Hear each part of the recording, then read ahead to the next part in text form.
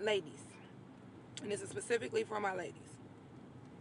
A lot of the reasons why, and I had to learn this myself through my own experience, a lot of the reasons why we end up in these really terrible ass situations and we overstay, because that was a fear of mine, is because we become attached to this person or the idea of this person. And once they show us the red flags or they show us who they are, we know it and we see it, but it's already like, oh, I already put in this amount of time, already put in this amount of energy. Or like, I'm a person, it's really hard for me to like juggle people. So roster dating has never been something I've been able to do. So I had to learn that, okay, I'm not a roster dater, but um I'm gonna spend my time with this one person, and if it doesn't work out, I gotta let it go, right? And I had to learn how to let it go sooner than later. So we're not spending 3 months. We're gonna spend maybe 3 days. You know, you show me in week three that this ain't it. Bye. I look back at my three my last well, I've only been in three serious relationships, but my three serious relationships, and the theme is the same with all three. I would ruminate, or I'd fall for this person, or this person would show me something good about them or a quality that I like, and I would in my head try to base everything off of that quality. So let's say, for instance, I learned after a while that this person, I don't know, is an alcoholic. I'm not a fixer anymore, but I used to be like, you know what, maybe I can help him, you know, with this and that. Or another thing that I used to do is I would compare them to the last situation in the sense of like, well, at least they don't do this to me like such and such did.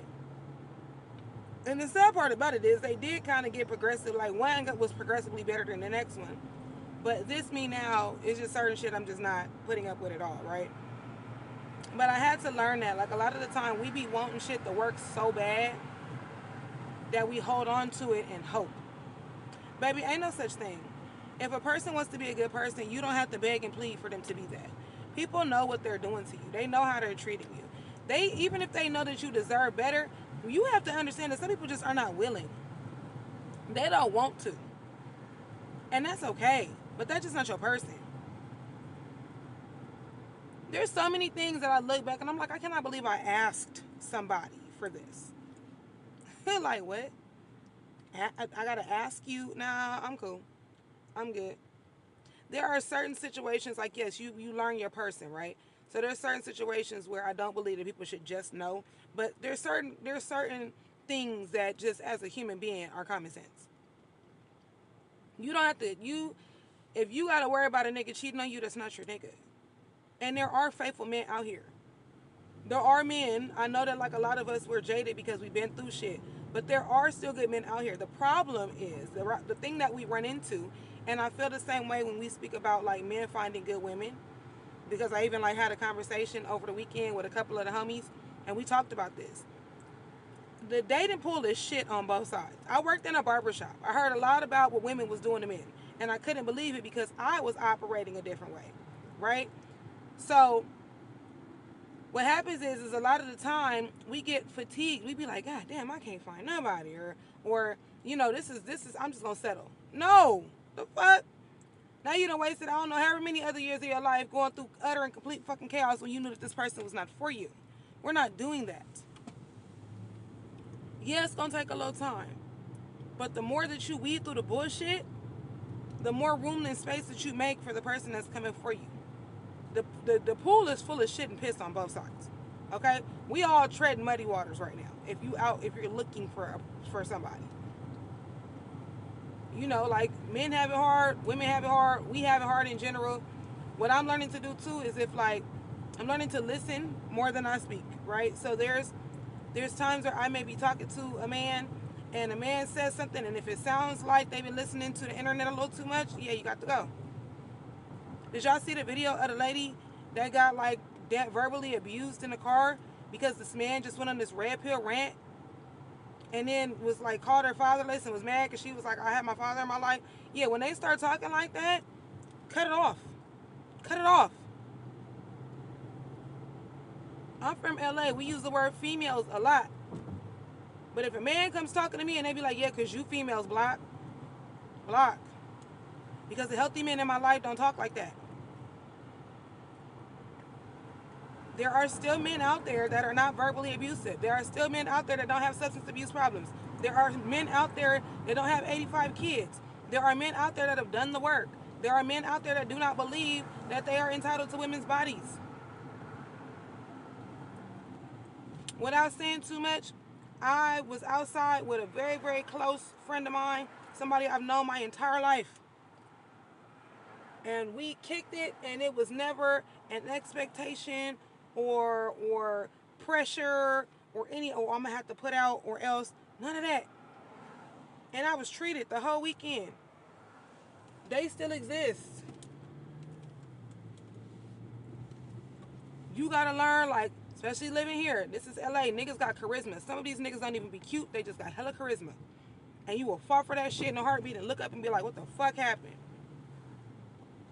Listen. I always say, if it feels good in the beginning, red fucking flag. Because they're trying to lay that shit on thick before you figure out who the fuck they are.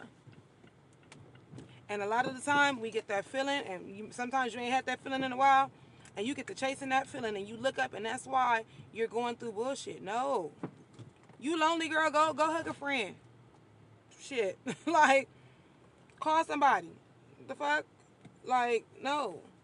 Because what I had to learn was when I was dating or talking to people from a lonely season, that's when I was operating from lack. That's when I would end up in really shitty situations because it just felt nice to have somebody around. But then you look up and you didn't take the time that you needed, and that person, when the mask falls off, you're sitting there like, what the fuck? And that's how narcissistic abuse happens. It happens because that person, they're going to lay that shit on real fucking thick. And if you're not careful, or you got issues, you got attachment issues, you got abandonment issues, you got whatever kind of issues, you're going to look up, and by the time you realize what the fuck's going on, you're already in too deep. Like, that future faking shit is real. Yeah, it feel good in the beginning. Especially if you ain't had it in a while. Or if you're one of those people that's a late bloomer and you're just now starting to experience those things. Baby, that's a facade. Healthy is boring.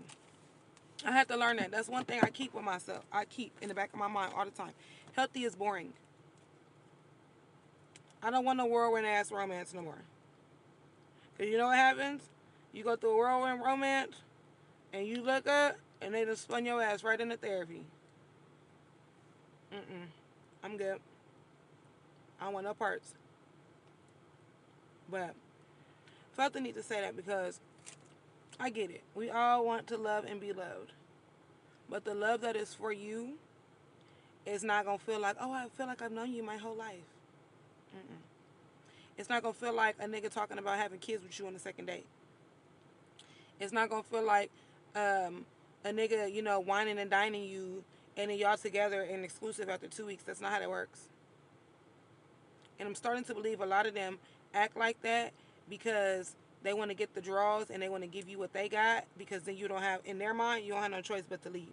I hear too many stories on here about women being like, oh, well, he gave me herpes, and so because he gave it to me, I was ashamed and I felt like nobody wanted to be with me, so I just stayed.